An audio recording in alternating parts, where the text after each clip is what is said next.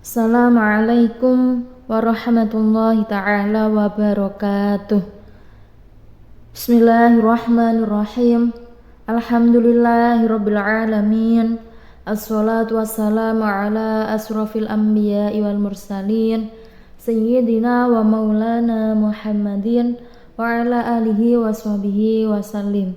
Qala rabbi shrah li sadri wa yassir li amri wahlul 'uqdatam min lisani yafqahu qawli. Allahumma sholli ala sayyidina Muhammadinil Fatih lima ughliqa wal khatim lima sabaqa nasiril haqqi bil haqqi wal hadi ila siratikal mustaqim wa ala alihi haqqa qadrihi wa miqdarihil adim, amma ba'du. Qala mu'allif as-sayyid Salim ibnu Samir al-Hadrami rahimahumullah ta'ala wa nafa'ana bihi wa bi'ulumihi fid dharaini, amin. Sahabat-sahabatku, pertemuan kali ini kita akan melanjutkan belajar mengaji kitab Safinnatun Najah, bab tentang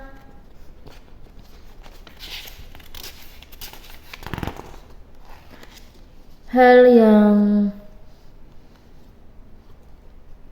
diwajibkan pada bulan Ramadan, puasa bulan Ramadan. Bismillahirrahmanirrahim. Faslun. Yajibu shaumu Ramadana bi ahadi umuri khamsatin ahaduha bi kamali sya'bana salasina yauman wa thaniha bi ru'yatil hilali fi haqqi man ra'ahu wa in kana fasiqan wa thalithuha bi thubutihi fi haqqi man lam yarahu bi adlin syahadatin wa rabi'uha bi ihbari adlin riwayatin mawthuqin bihi sawa'un waqa'a fi qalbi sidquhu am la aw ghairu mawthuqin bihi in waqa'a fil qalbi sidquhu wa khamisuha bidhanni dukhuli ramadhana bil ijtihadi fi man ishtabahu alaihi dalika.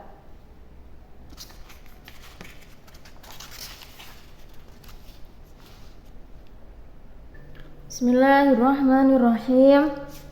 Faslun. Yajibu, yang wajib, saumu Ramadana, puasa Ramadan, bi ahadi, dan salah satu umurin, perkara khamsatin yang 5. Ahaduha, adapun salah satunya, bikamali sya'bana, dengan sempurnanya bulan Sya'ban, salasina yauman, 30 hari. Wasaniha, dan yang kedua, biru'yatil hilali, dengan melihat hilal, fi haqqi, dalam kebenaran, man, siapa orang, ro'ahu, yang melihat, wa ingkana, dan jika ada, fasikon, orang fasik, wasalisuha, dan yang ketiga, bisubutihi, dengan tetapnya, fi haqqi, dalam kebenaran, man, barang siapa, lam yarahu, tidak melihat, bi'adli, dengan keadilan syahadatin, persaksian, warabi'uha, dan yang keempat, bi'ihbari adlin, dengan berita adil, riwayatin, yang diriwayatkan, mawthuqin, kebenarannya, bihi, dengan beritanya, sawaun, sama saja, waqa'a, tetap fil qalbi dalam hati sidquhu kebenarannya, amla atau tidak, au ghairu mautsuqin atau tidak benar, bihi dengannya, in waqa'a jika tetap fi qalbi dalam hati sidquhu kebenarannya.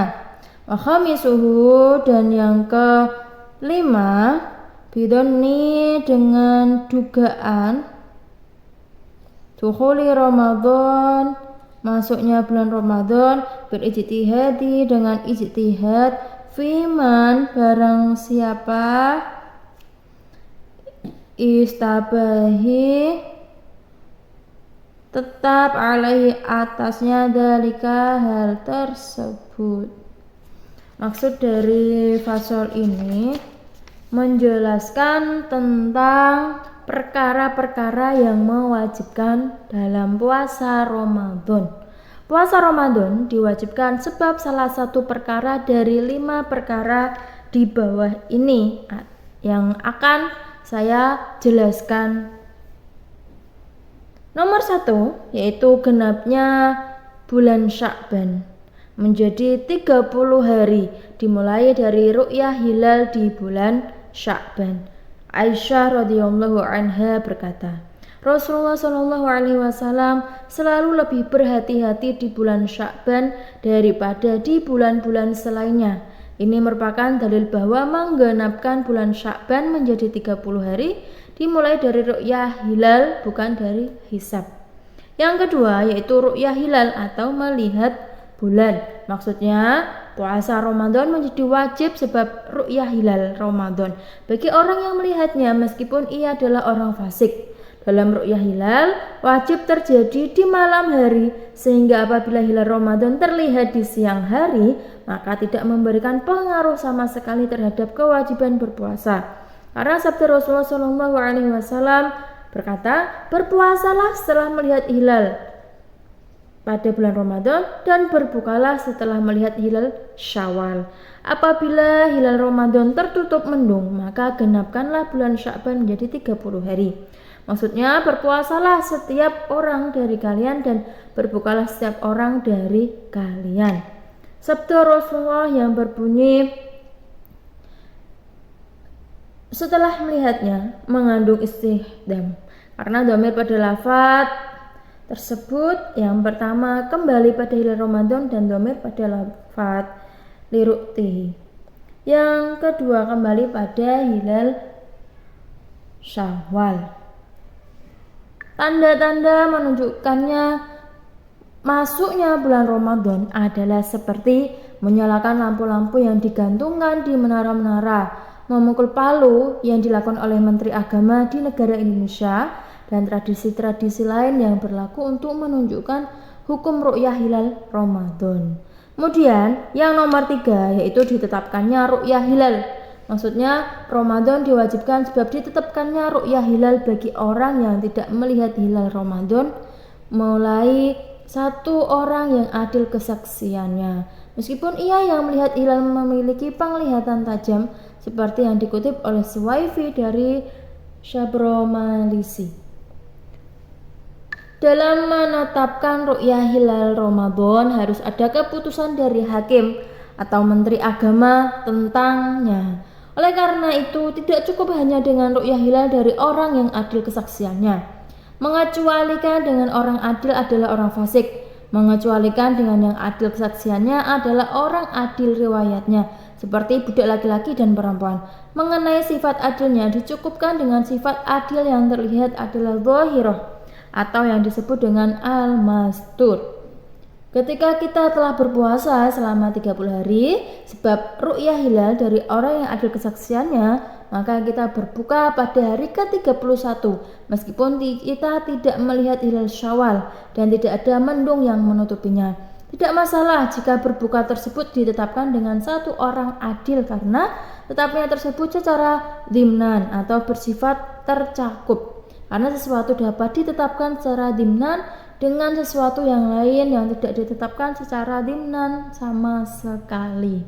Kemudian yang nomor 4 yaitu berita tentang ru'yah hilal dari satu orang adil riwayat yang terpercaya. Maksudnya puasa Ramadan diwajibkan sebab adanya berita tentang ru'yah hilal dari satu orang adil riwayat yang terpercaya atau mausuk. Ziyadi menambahkan, selain orang adil riwayat terpercaya, juga terpercaya istrinya, budaknya, dan temannya, baik hati menyangka dzon kebenarannya atau tidak.